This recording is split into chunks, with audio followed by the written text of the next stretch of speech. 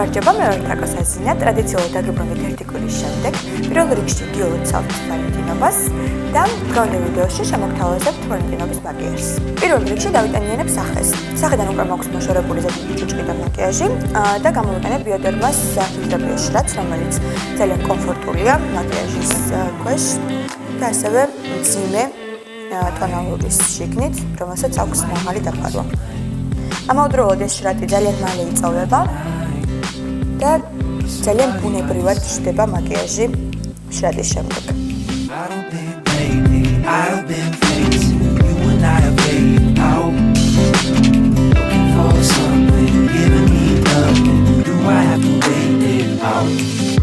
ამის შემდეგ წავისვამ ტონალურს. ვიყენებ La Roche-ის 11 ნომერს, გამომდინარე იქიდან, რომ აქვს საკმაოდ ღია ფერის კანი. 11 ნომერი ყველაზე კარგად ასე ვთქვათ აჯდება ჩემს კანს.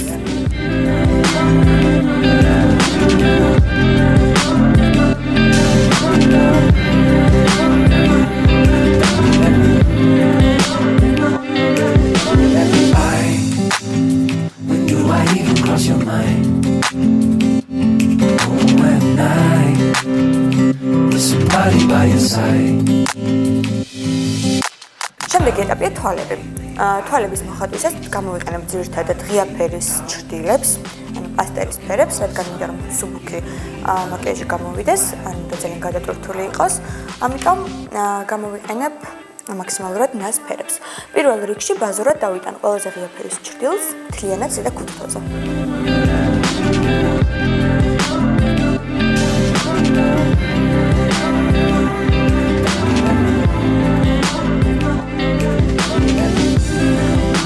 ამის შემდეგ გამოვიყენებ შედარებით მუქი ფერის ჩრდილს.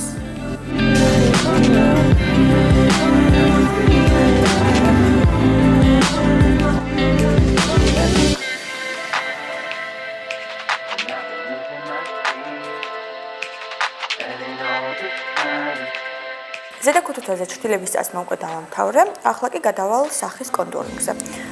პირველ რიგში იმიტომ წავივსი თვალზე ჩრდილი, რომ შემდეგ არ დამისვარო სახე. თუმცა თვალის მაკიაჟი ჯერ არ დამთავრებულა, რადგან დაგვრჩა ასევე ქვედა ქუთუთოც. თუმცა ამას კონტურინგის შემდეგ გავაკეთე. ღია ფერის კორექტორს ვისვამ შუბლზე, შუაში, ასევე ცხვირზე, ნიკაპზე და ტუჩის ზემოთ.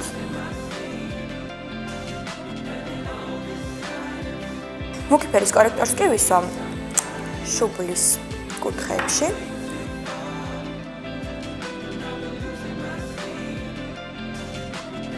ასევე ცხვირზე, ოღონდ გვერდებზე.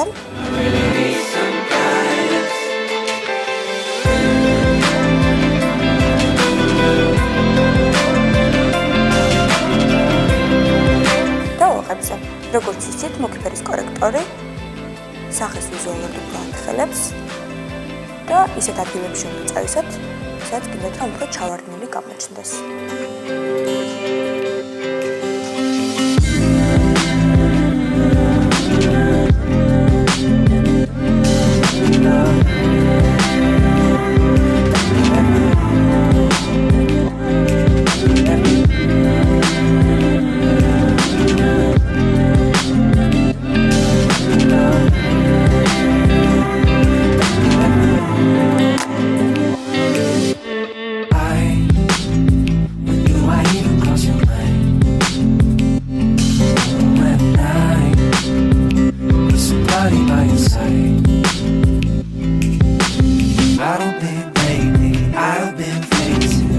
ახლა კი ჩრდილებს გადავინაწილებ სპონჟით.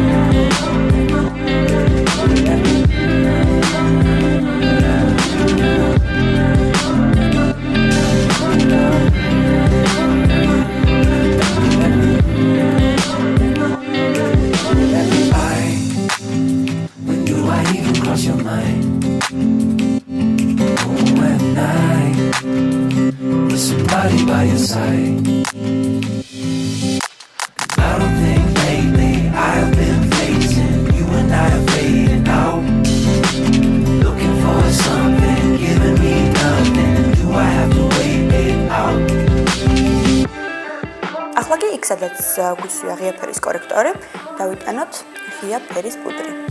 გაითვალისწინეთ, რომ პუდრი აუცილებელია კორექტორის შემდეგ, რადგან ის აფიქსირებს მაკიაჟს და უფრო დიდი ხანი ძლებს მაკიაჟი.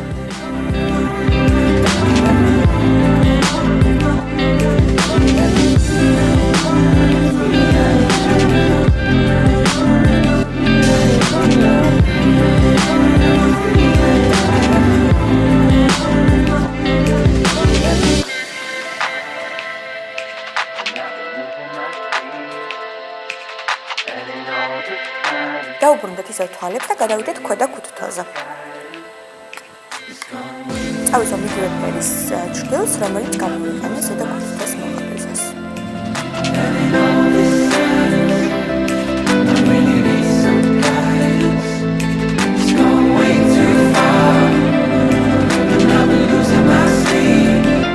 ასევე ქვედა ქუთუთოზე შეგვიძლია წავისვამ ღია ფერის ფანქარს, რომელიც ვიზუალურად უფრო გაადიდებს თვალის ჭრილს.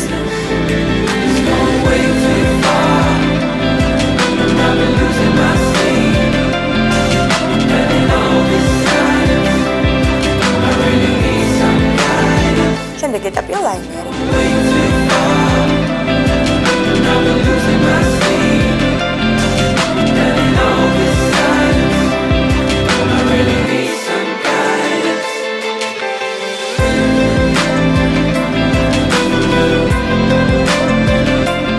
და არ უნდა გავუწყდეს ტუში და შემდეგ უფრო მეტი ეფექტურობისთვის გავუკეთებ ასევე ხელოვნურ წამწამებსაც.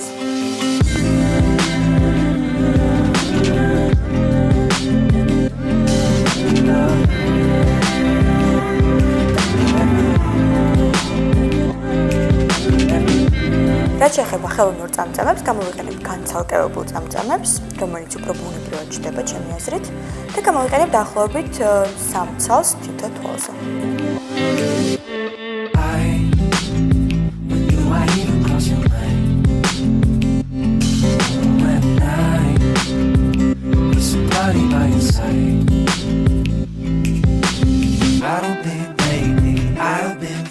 სანამ ტუჩებზე გადავალ, აუცილებლად გამოვიყენებ ჰაილაითერსაც, იმისათვის რომ უფრო ეფექტური იყოს მაკიაჟი.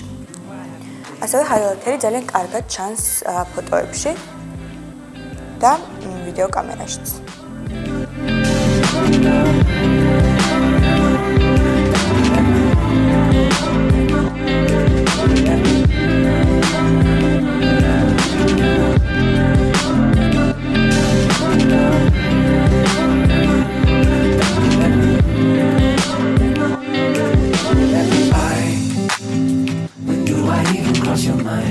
ახლა კი გადავიდეთ ტუჩებზე. ჯერ გამოვიყენებ ფანქარს, რომ კონტური უფრო მეტად გამოვკვეთებ და შემდეგ გამოვიყენებ უკვე ტუჩის საფსხს.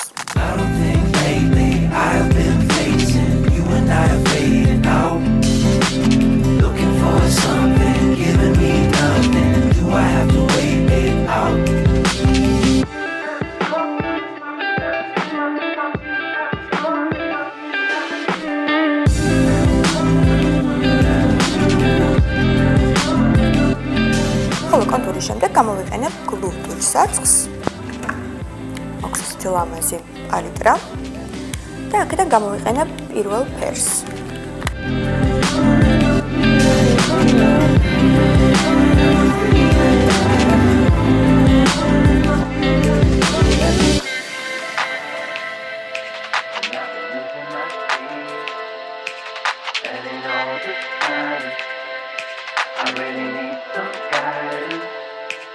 გაითვალისწინეთ, რომ ასეთი ტუჩის საწყები ძალიან მალე შრება და შემდეგ ძალიან ძნელად შორდება თუ სპეციალური ზეთოვანი მაკიაჟის მოსაშორებელი საშუალება არ გამოიყენეთ, ამიტომ ძალიან ფრთხილად იყავით ტუჩზე წასვლის დროს.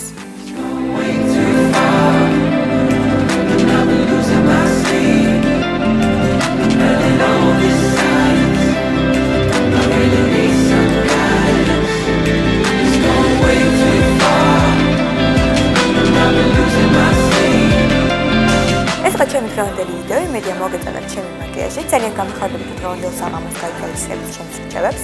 მე გემშვიდობებით ერთი კვირით და გისურვებთ ძალიან დიდ სიყვარულს. დროებით.